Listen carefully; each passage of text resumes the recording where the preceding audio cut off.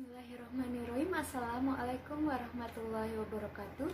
Perkenalkan, nama saya Resi Setiawati. Saya pendamping dari Kecamatan Pacet, Kabupaten Bandung. Di sini saya akan melakukan simulasi P2K2 Modul 5 tentang kesejahteraan sosial bagi disabilitas dan lansia. Sesi 13, pelayanan bagi penyandang disabilitas berat.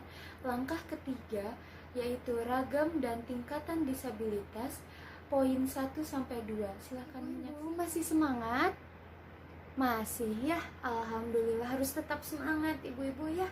Nah, tadi kan kita udah belajar tentang pengertian disabilitas itu apa ya. Sekarang kita akan belajar tentang ragam dan tingkatan disabilitas ya ibu-ibu.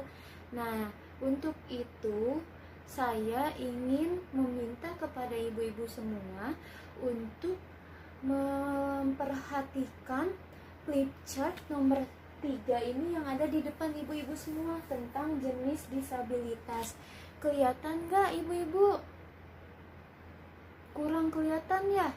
Nah, kalau misalnya kurang kelihatan, ibu-ibu bisa melihatnya di buku pintar halaman 6. Sok buka dulu buku pintarnya.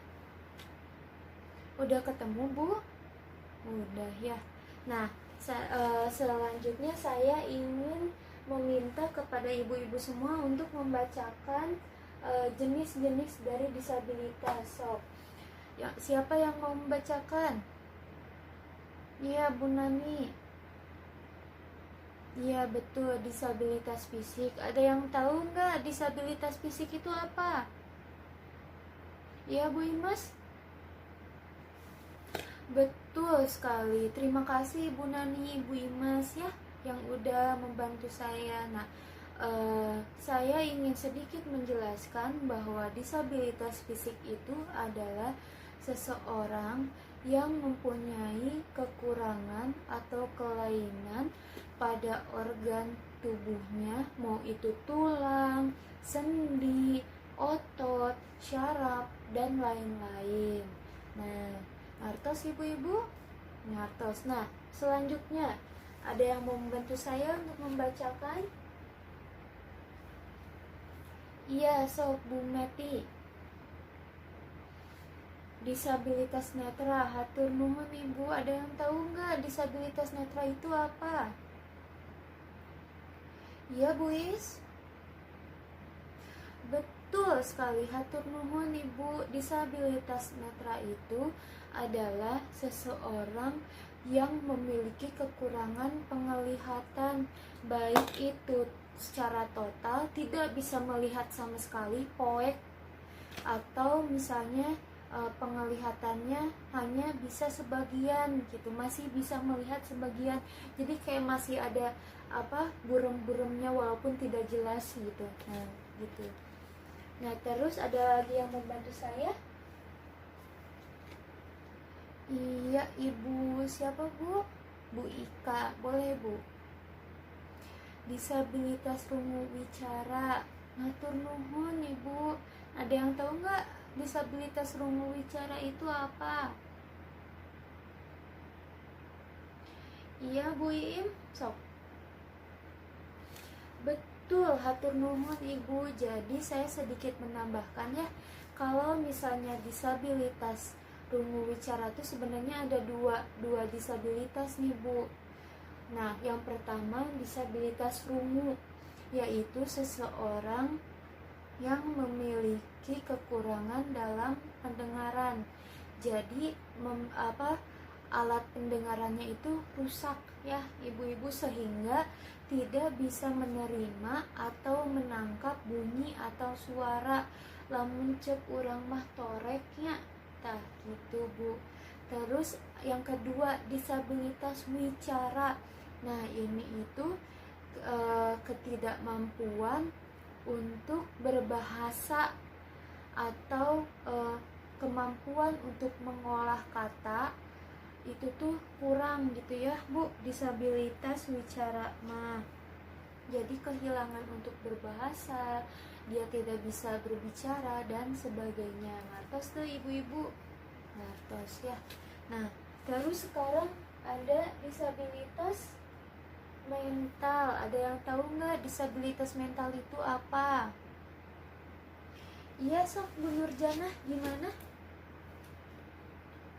Betul, nuhun Ibu. Jadi sedikit menambahkan kalau misalnya disabilitas mental itu sebenarnya banyak ya Ibu-ibu. Cuman di sini yang disebutnya itu yang memiliki kelainan hiperaktif. Nah, anak yang memiliki kelainan hiperaktif yaitu gangguan pada pemusatan perhatian.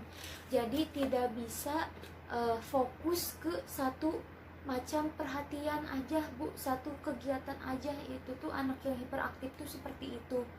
Nah, ibu-ibu juga harus bisa membedakan mana anak yang aktif, mana anak yang hiperaktif. Kalau misalnya anak yang aktif, anaknya itu masih bisa memusatkan perhatian pada satu kegiatan, walaupun anaknya tidak bisa diem ya, sama gitu, tapi dia masih bisa memusatkan ke satu perhatian. Misalnya kalau misalnya disuruh makan, ya udah anak itu makan dulu baru dia bermain lagi gitu. Nah, kalau misalnya anak yang hiperaktif, anaknya itu sangat teramat tidak bisa untuk diam ibu-ibu, jadi tidak bisa fokus ke satu perhatian. Disuruh makan teh udah bari jalan-jalan, bari lari-lari, nah gitu. Jadi mulai sekarang ibu-ibu teh harus bisa membedakan ya, mana anak yang aktif dan mana yang anak hiperaktif. Nah betul Ibu. Terus yang terakhir disabilitas intelektual, ada yang tahu nggak disabilitas intelektualnya itu apa? Ya Bu Cici? Betul, pintar cenanya, bukan kurang tepat sih, nggak apa-apa lah ya. Nah, saya ingin menambahkan sedikit tentang disabilitas intelektual itu apa, terutama di sini yang memiliki penyakit Down syndrome gitu ya. Nah, disabilitas intelektual itu mencangkup berbagai kekurangan intelektual atau kecerdasan dan kemampuannya itu di bawah rata-rata. Misalnya orang normal ya Ibu, IQ-nya itu minimal 90 sampai 110. Nah, kalau misalnya seseorang yang menderita Down syndrome itu IQ-nya atau tingkat kecerdasannya, tingkat kepintarannya itu rata-rata 70 Ibu. Nah, seperti itu. Kalau misalnya di kita mah disabilitas intelektual terutama Down syndrome ya orang yang punya 1000 wajah. Jadi kan rata-rata seseorang yang menderita Down syndrome itu memiliki wajah yang sama ya ibu-ibu. Nah, biasanya kita menyebutnya seperti itu ya. Nah, tetapi orang yang menderita Down syndrome itu memiliki kecerdasan, memiliki potensi yang dimilikinya itu sesuai dengan di beberapa bidang. Misalnya seseorang yang Down syndrome itu jago untuk melukis. Nah, bisa tuh potensinya diarahkan untuk melukis terus. Nah, kadang-kadang lukisannya juga lebih bagus daripada lukisan orang normal biasanya gitu. Makanya dari itu jadi setiap disabilitas mempunyai kondisi mental yang rendah ya ibu-ibu. Jadi mereka sangat butuh dukungan dari lingkungan di sekitarnya, mau itu di lingkungan keluarganya maupun di lingkungan masyarakat. Betul Ibu.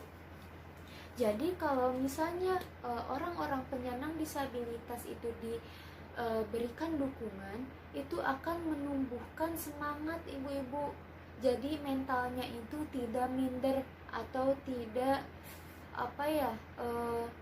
tidak merasa aku memiliki kekurangan nih, jadi aku tuh tidak berguna. Nah, tidak merasa seperti itu gitu.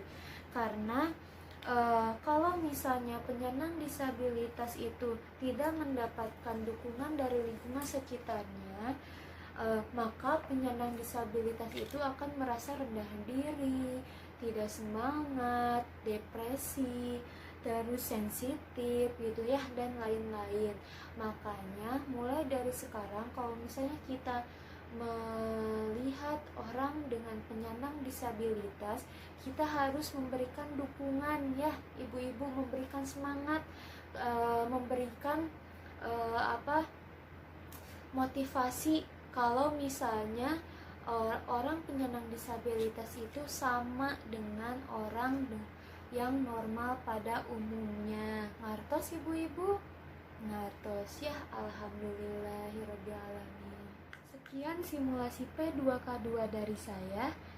Semoga bisa memberikan manfaat dan ilmu untuk kita semua. Amin. Hatur nuhun kana perhatosanana. Wassalamualaikum warahmatullahi wabarakatuh. Annyeonghaseyo. Kamsahamnida.